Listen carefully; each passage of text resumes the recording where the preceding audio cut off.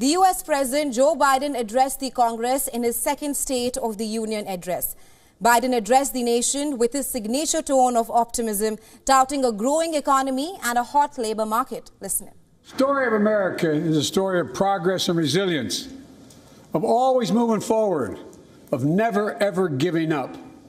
It's a story unique among all nations. We're the only country that has emerged from every crisis we've ever entered stronger than we got into it. 2 years ago, COVID had shut down, our businesses were closed, our schools were robbed of so much, and today, COVID no longer controls our lives. And 2 years ago, democracy faced its greatest threat to the Civil War, and today, though bruised, our democracy remains unbowed and unbroken. In over an hour-long speech, Biden called for unity. He spent the first part of his address reflecting the new political reality in Washington. Moving ahead, he celebrated a series of bipartisan wins, from a sweeping infrastructure bill to the CHIPS and Science Act and the first gun safety legislation in decades. He also hailed what he said was record low unemployment in the U.S. in 50 years. 2 years ago, the economy was reeling. I stand here tonight after we've created, with the help of many people in this room, 12 million new jobs. More jobs created in 2 years than any president's created in 4 years, because of you all, because of the American people. And folks, so let's look at the results. We're not finished yet by any stretch of the imagination, but unemployment rate is at 3.4%, a 50-year low. Biden also noted cooperation on infrastructure spending, high-tech investment in microchip manufacturing, and military aid to Ukraine. Biden also made a strong statement in support of abortion rights. He vowed to veto any national abortion ban that hits his desk. Well, already more than a dozen states are enforcing extreme abortion bans. Make no mistake about it. If Congress passes a national ban, I will veto it. Biden and the House Republicans are engaging in a high-stakes tussle over raising the debt ceiling, and the president in his speech showed no sign of blinking. He said he won't be threatened to default on national debt. The idea is that we're not going to be moved into being threatened to default on the debt if we don't respond. Folks,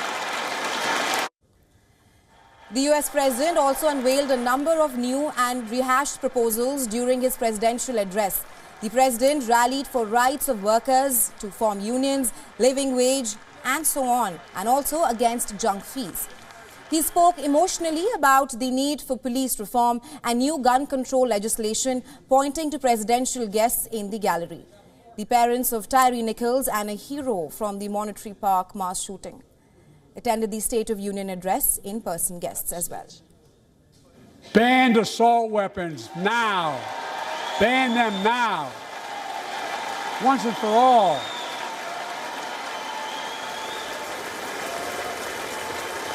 I led the fight to do that in 1994.